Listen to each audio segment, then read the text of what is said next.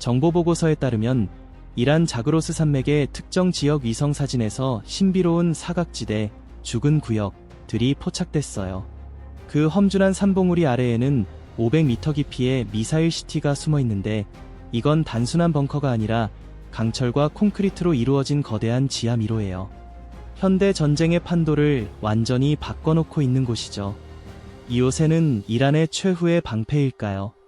아니면 지역 혼란을 일으킬 숨겨진 발사 기지일까요? 그리고 왜 가장 첨단 미국 기술조차도 내부를 들여다볼 수 없는 걸까요? 오늘 우리는 500m 지하로 들어가서 이곳의 비밀, 화력, 그리고 충격적인 취약점들을 파헤쳐 볼게요. 여러분이 발견하게 될 내용은 전 세계 힘의 균형을 보는 시각을 완전히 바꿔놓을 수도 있어요. 이란의 생존 전략의 지하에 도시를 짓는 걸까? 전 세계의 관심이 핵 협상에 쏠려 있는 동안 이란은 조용히 지하 미사일 도시를 확장해왔어요. 서방 정보기관들이 중동에서 가장 거대한 지하 방어 시스템 중 하나로 보는 거대한 네트워크죠. 2025년 초와 2026년에 이란은 페르시아만을 따라 새로운 시설들을 공개하면서 극한의 압박 속에서도 군사 능력이 유지될 수 있도록 설계됐다는 신호를 보냈어요. 미국이나 이스라엘의 공굴력에 맞설 수 없었던 테헤란은 비대칭 전략을 택했어요. 핵심 무기 시스템들을 깊이 지하에 배치하는 거예요. 위성 사진과 군사 보고서들을 보면 이 시설들은 여러 겹의 강화 콘크리트 구조로 되어 있고, 미사일들은 수십 킬로미터에 달하는 터널 네트워크를 따라 이동하는 이동식 발사대에 실려 있어요.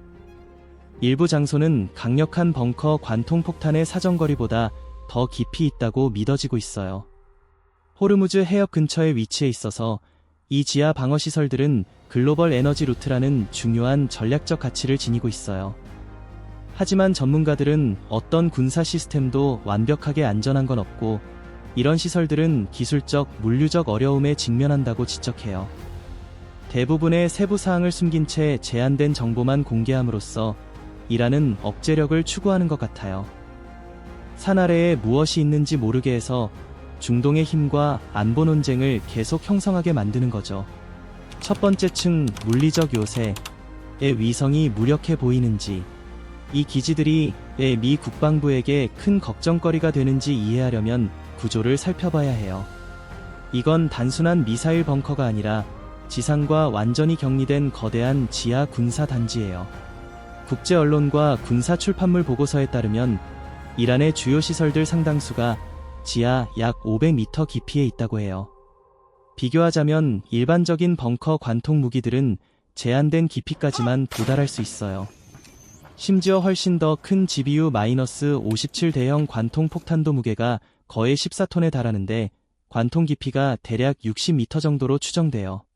이런 깊이에서는 이란의 미사일 기반 시설이 재래식 공중 작전으로 도달하기 어렵다고 여겨져서 이 장소들을 무력화하려는 어떤 시도에도 큰 전략적 정치적 도전을 만들어내요. 깊이만이 설계의 전부는 아니에요. 이 지하 기지들은 작은 도시처럼 기능해요. 미사일 부품들을 따로따로 운반해서 지하에서 조립함으로써 이성에 노출되는 걸 최소화하죠. 인원들은 장기간 내부에 머물 수 있고, 방사성 입자와 독성 가스를 제거하는 여과 시스템과 안정적인 기압을 유지하는 시스템으로 지원받아요. 유연성도 큰 장점이에요. 위치 파악이 쉬운 고정 사일로 대신에 이란은 레일이나 바퀴로 터널을 이동하는 이동식 발사대를 사용한다고 알려져 있어요. 발사대가 은폐된 출구로 이동해서 잠깐 지상으로 나와 미사일을 발사한 뒤 몇 분 안에 위장된 바위문 뒤로 다시 후퇴할 수 있어요. 이렇게 하면 위성에 탐지될 확률이 크게 줄어들죠. 작전은 내부 광섬유 네트워크와 국내에서 개발한 관성 항법 시스템으로 지원돼요. 그래서 두꺼운 암석층 때문에 이성 신호가 차단되거나 방해받아도 유도와 통신이 가능해요. 지하도시 바위 아래의 삶. 이란의 지하기지들은 그냥 따로 떨어진 곳들이 아니라 거대한 네트워크의 일부예요. 군사 출판물과 전략 연구기관들에 따르면 이란은 수백 개의 미사일 도시를 운영한다고 주장하고 있어요. 이건 자그로스 산맥의 로레스탄주에서 호르무즈 해협까지 이어지는 요새화된 띠를 형성하고 있죠. 호르무즈 해협은 전 세계 석유 수송량의 약 20%가 지나가는 중요한 통로예요. 이 기지들의 배치는 아주 명확한 전략적 계획을 보여줘요. 산맥 깊숙이 있는 로레스탄은 안전한 예비 지역으로 여겨져서 장거리 탄도미사일이 유럽이나 이스라엘 같은 먼 목표까지 도달할 수 있게 해줘요. 반면 호르무즈 해협 근처 시설들은 최전선에 자리 잡고 있어서 대함 무기와 무인 항공기를 보관하며 해상 교통을 위협할 목적으로 쓰인다고 믿어져요. 이란 관리들을 인용한 보도에 따르면 기지수가 너무 많아서 정밀 타격으로 전부 없애는 건 극도로 어렵대요.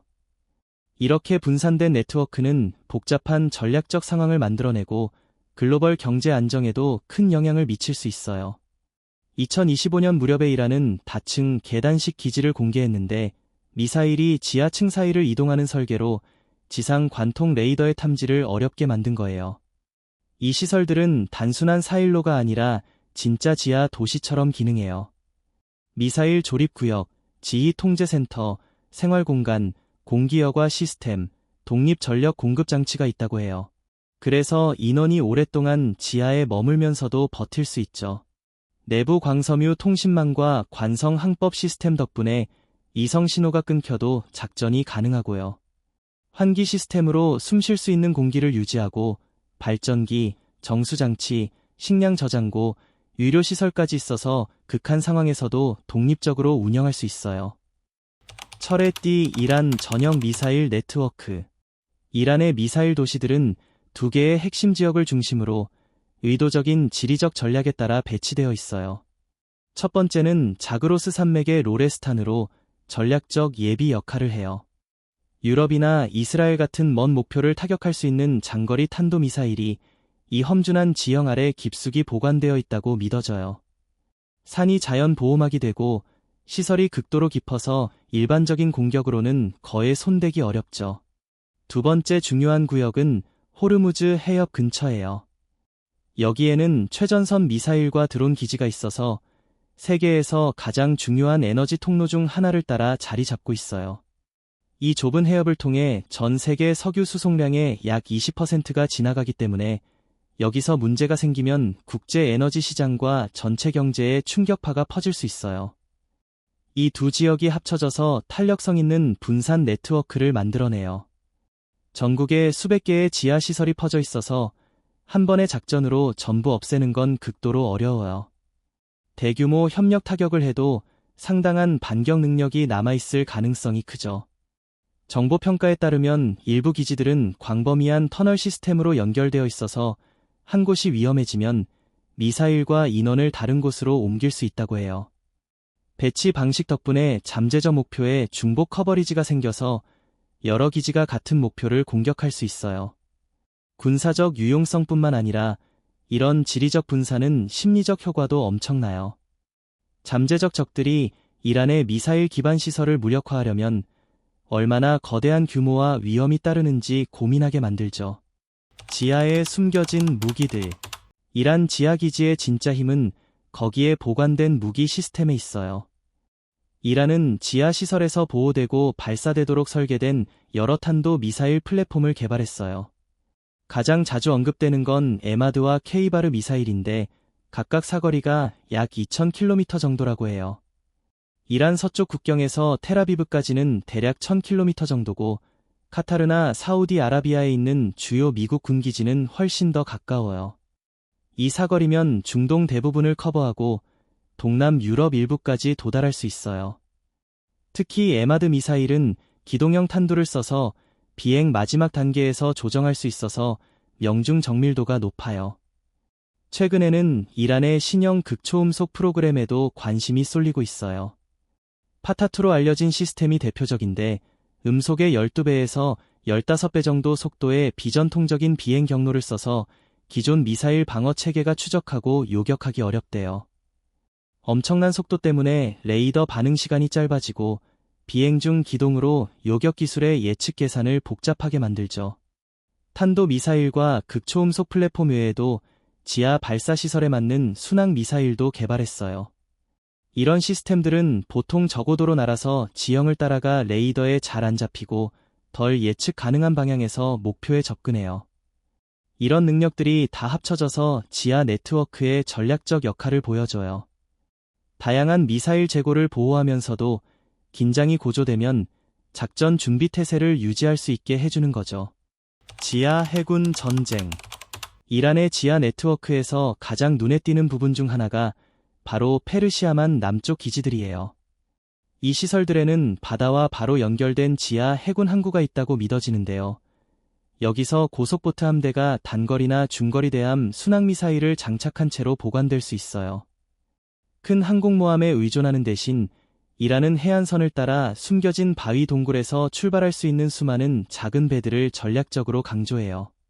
전통적인 해군기지는 위성으로 쉽게 관찰되고 공중작전에 취약하지만 지하 항구 덕분에 배들이 배치될 때까지 완전히 숨길 수 있죠. 만약 이런 보트들이 한꺼번에 많이 출동한다면 더 큰 해군 세력을 위협하고 호르무즈 해협을 지나가는 상업 항로를 위협할 수 있어요.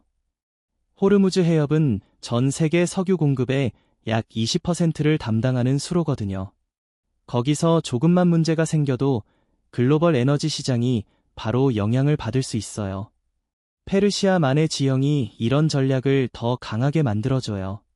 좁은 바다 때문에 큰 전함의 기동이 제한되고 바위 투성이 해안은 작고 빠른 배들에게 자연스러운 은폐물을 제공하죠. 지하시설에서 운영될 거라고 믿어지는 해안 미사일 시스템과 결합되면 이 지역에서 층층이 쌓인 해상 방어 네트워크가 만들어져서 해군 작전을 엄청 복잡하게 만들 수 있어요. 현대 위성과 감시 시스템이 이런 숨겨진 시설들을 완전히 파악할 수 있는지는 아직도 미지수예요. 미사일 전쟁의 경제학. 이란의 지하 미사일 네트워크는 경제적 비대칭 전략을 잘 보여줘요. 비용 비교를 해보면 엄청난 차이가 나거든요. 요격 미사일 한 발은 대략 500만 달러에서 1000만 달러, 그러니까 우리 돈으로 7,500만 원에서 1억 5천만 원 정도 들지만 이란 탄도미사일 한 발 생산 비용은 대략 30만 달러에서 100만 달러, 그러니까 45만 원에서 150만 원 수준으로 추정돼요. 지하시설에서 대량의 미사일을 발사하면 방어 측은 공격 측이 미사일을 만드는 데 쓴 돈보다 훨씬 더 많은 돈을 요격 시스템에 써야 할 수도 있어요. 예를 들어 1000발의 미사일을 요격하려면 사용하는 시스템과 효과에 따라 방어 비용이 100억 달러, 그러니까 우리 돈으로 15조 원 가까이 들 수 있거든요. 이런 불균형이 더 큰 전략적 계산의 일부예요. 상대적으로 저렴한 미사일 한 발이 방어 측으로 하여금 훨씬 비싼 방어 기술에 의존하게 만들죠. 시간이 지나면서 이런 비용 차이는 미사일 방어 네트워크에 엄청난 재정 압박을 줄 수 있어요. 지하 생산 시설이 이런 접근을 더 강화해줘요. 깊이 땅속에 있는 제조 시설이라면 지상 인프라가 파괴되더라도 생산을 계속할 수 있거든요. 전통적인 산업시설은 관찰하거나 타격하기 쉽지만 땅속에 묻힌 시설은 영향을 주기 훨씬 어려워요. 경제적인 측면은 미사일 생산을 넘어선 곳까지 이어져요.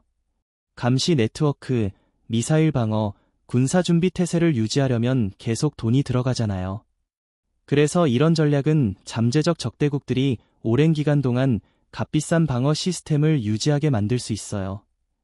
정책 이반자들 입장에서는 대규모 방어 커버를 유지하는 비용이 실제 위협에 비해 정당한지 결정하기 어려운 고민거리가 되죠. 이게 바로 이란 전략의 핵심인 억제력을 강화하는 부분이에요. 미스터리 신호, 지진파와 음향 이상 현상. 이 지역을 감시하는 과학자들이 이란에 지하시설이 있을 거라고 의심되는 곳 근처에서 이상한 지진 신호를 포착했어요. 이 신호들은 자연 지진과는 다른 파형을 보이는데 깊은 기계적 메아리와 오래 지속되는 저주파 진동을 만들어내요. 일반적인 광산 활동이나 자연 지질 과정과도 맞지 않아서 일부 분석가들은 이런 인공 진동이 지하 작전을 숨기기 위해 사용될 수 있다고 추측하고 있어요. 이런 진동은 자연 지진 활동을 흉내내서 터널 건설, 미사일 이동 또는 다른 내부 활동을 여러 층의 간섭 속에 숨길 수 있죠. 첨단 지진 분석을 통해 대규모 지하 굴착과 중장비와 일치하는 패턴이 드러났지만 신호가 복잡하고 때로는 서로 모순되기 때문에 진짜 활동과 속임수를 구분하기가 여전히 어려워요. 이 신호들을 위성 영상과 비교하면 미스터리가 더 깊어져요. 지진 교란이 일어나는 곳에 표면 변화가 전혀 보이지 않는 경우가 많아서 활동이 완전히 지하에서 일어나고 기존 감시 방법으로는 거의 보이지 않는다는 뜻이에요. 디지털 투명화 전략. 이란은 지하에서 전자적 스텔스도 시도할 수 있어요. 기피와 암석의 물리적 보호를 보완하는 일종의 디지털 투명화죠. 가능한 방법으로는 적외선 위성이 감지할 수 있는 열 신호를 줄이는 첨단 냉각 시스템이 있어요. 또 패러데이 차폐 챔버를 써서 전자기 신호가 시설 밖으로 새지 않게 해서 무선 통신을 차단할 수도 있고요. 이렇게 하면 신호 정보 수집이 어려워져요. 광섬유 케이블은 데이터를 라디오파가 아닌 비펄스로 유리속을 통해 전송해서 무선 누출을 없애줘요. 이 케이블을 도청하려면 직접 물리적으로 접근해야 하니까 원격 감시는 극도로 어려워지죠. 이 모든 조치가 합쳐지면 시설이 최소한의 전자기 신호만 내고 열 신호도 엄격하게 통제되며 감지할 수 있는 무선 통신이 전혀 없는 상태가 될 수 있어요. 이런 조건은 현대 군대가 의존하는 전자 감시 도구들의 효과를 크게 떨어뜨려요. 고대 유산과 키루스 가설. 또 다른 흥미로운 이론은 고대 페르시아 역사와 연결되면서 이란의 현대 지하 인프라에 거의 신화 같은 느낌을 더해주는 거예요. 일부 연구자들은 고대 문헌에 이란 아래에 수천 년 동안 존재해온 천연 동굴 시스템이 언급되어 있을지도 모른다고 추측하고 있어요. 이런 동굴들이 현대 지하 시설에 자연스러운 보호를 제공했을 수 있죠. 고대 페르시아 사람들은 정말 뛰어난 공학자였어요. 지금도 여전히 작동하는 복잡한 지하 수로 시스템인 카나트, 케너츠를 만들었잖아요. 이걸 보면 현대 이란이 세대를 거쳐 전해 내려온 지질학적 지식을 활용하고 있는 건 아닐까 하는 생각이 들게 돼요. 많은 현대 이란 시설들이 고대 성지나 고고학 유적지 근처에 위치해 있어요. 이런 흥미로운 겹침 때문에 일부 사람들은 이미 존재하는 천연 동굴 시스템이 있는 장소를 의도적으로 선택했을 거라고 이론을 세우고 있어요. 그러면 건설 시간이 줄어들고 자연적인 보호도 이용할 수 있으니까요. 자그로스 산맥에는 석회암 지층이 광범위하게 펼쳐져 있어서 자연 동굴이 많아요. 어떤 동굴 시스템은 지하로 수 킬로미터나 이어지고 수백만 년 동안 물에 의해 형성된 거예요. 이런 자연 구조를 확장하고 보강하는 게 단단한 암석을 완전히 새로 뚫는 것보다 훨씬 수월할 수 있죠. 고대 페르시아 공학 문헌에도 분쟁 시기 동안 저장과 보호를 위해 사용된 지하방과 통로가 묘사되어 있어요. 물론 그 역사적 구조물들은 현대 지하 단지보다 훨씬 작았지만 지하 공간을 전략적으로 활용하는 오랜 전통이 있었다는 걸 보여주죠. 일부 이론가들은 특정 고대 유적이 문화적 중요성이나 지질학적 이점 때문에 현대 지하 시설에 보존되거나 통합되었을지도 모른다고 제안하기도 해요. 이런 아이디어들은 아직 증명되지 않았지만 페르시아 문명과 지하 공학 사이의 깊은 역사적 연결을 잘 보여주는 부분이에요. 음모론 남극에서 스타게이트 프로젝트까지 미스터리가 깊어질수록 더 추측적인 이론들이 쏟아져 나오고 있어요. 그 중에는 그럴듯한 것부터 엄청 상상력 넘치는 주장까지 다양하죠. 어떤 사람들은 이란의 터널 네트워크가 다른 오지 지역에서 보고된 지하 구조물과 비슷하다고 지적하면서 전 세계적으로 숨겨진 인프라 패턴이 있을지도 모른다고 말해요. 또 특정 시설 근처에서 이상한 지작이 교란이 관측됐다는 소문도 있어요. 이건 알려진 지질 특징과 딱 맞지 않는 이상 현상이에요. 이런 불규칙성 때문에 특이한 기술이나 자연현상이 지역 측정값에 영향을 주고 있는 게 아닐까 하는 추측이 나오고 있죠. 더 극단적인 이론들은 비뇌곡, 위성 신호 간섭 또는 지하에서 확인되지 않은 에너지 효과 같은 걸 언급하기도 해요. 어떤 사람들은 이런 걸 SF 개념이나 비밀 실험 연구 프로젝트에 비유하기도 하고요. 현재 이런 주장들을 뒷받침하는 확실한 증거는 없지만 온라인 토론에서는 계속 떠돌고 있어요. 이런 시설들을 둘러싼 비밀스러움이 당연히 추측을 부추기죠. 정부가 특정 능력의 존재를 확인도 부정도 하지 않으면 정보 공백이 생기고 그 빈자리를 합리적인 분석부터 순수한 판타지까지 온갖 이론들이 채우게 되니까요. 확실한 건 이란이 지하 인프라를 둘러싸고 강한 미스터리한 분위기를 만들어냈다는 거예요. 전략적 모호함이든 제한된 공개 정보나 깊이 묻힌 장소를 연구하기 어려운 점 때문이든 이 지하 단지의 전체 규모는 아직 불분명해요. 이런 불확실성 자체가 분석가나 정책 입안자들이 잠재적 위험을 평가할 때 영향을 주죠. 그래서 가능한 다양한 시나리오에 대비해야 하는 상황이 되곤 해요. 숨겨진 약점, 미사일 도시의 아킬레스건. 이런 지하 기지들이 아무리 강력해도 무적은 아니에요. 군사 분석가들이 몇 가지 잠재적 취약점을 지적하고 있어요. 첫째, 환기 시스템이 민감한 지점일 수 있어요. 수백 명, 심지어 수천 명의 인원이 있는 대형 시설은 광범위한 공기순환 시스템이 필요하잖아요. 이 시스템이 방해받거나 막히면 산소 공급에 문제가 생겨서 인원들이 지하에 갇히고 시설 운영이 제한될 수 있어요. 둘째, 연료 저장이 큰 위험을 안고 있어요. 액체 연료 미사일을 좁은 지하 공간에 보관하다 보면 저장 구역 하나가 손상되면 연쇄 반응이 일어날 가능성이 있죠.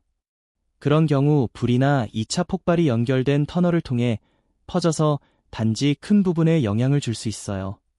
셋째, 지휘 통제 시스템이 어려움을 겪을 수 있어요. 사이버 활동, 전자방해 또는 광섬유 케이블이 끊어지면 통신망이 마비돼서 지하 시설이 고립된 상태가 되고 작전을 조율하거나 지시를 받을 수 없게 되죠.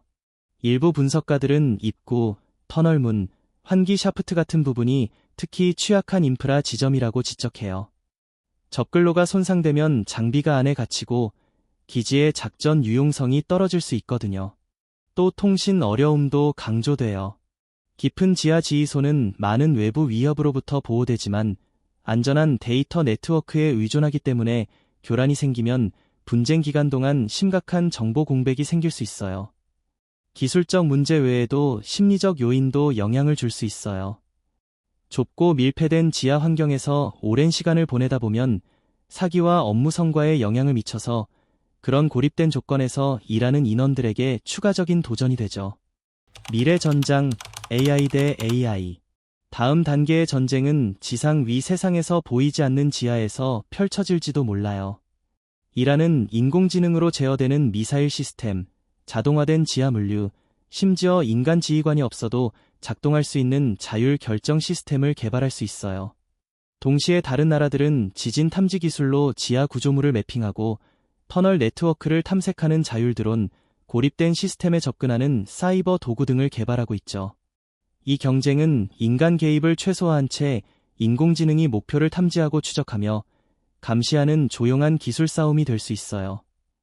머신러닝이 지진 신호를 분석해서 미사일 활동이 일어나기 전에 예측할 수도 있고요.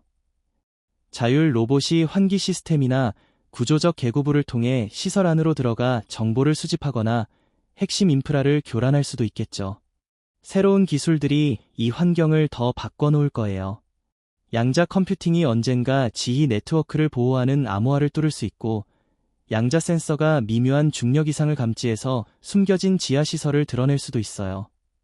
방어 혁신 하나가 새로운 공격 능력을 낳으면서 지하 영역은 인간에게 너무 위험한 환경에서 기계들이 주도하는 끊임없이 진화하는 기술 경쟁의 장이 될지도 모르겠어요.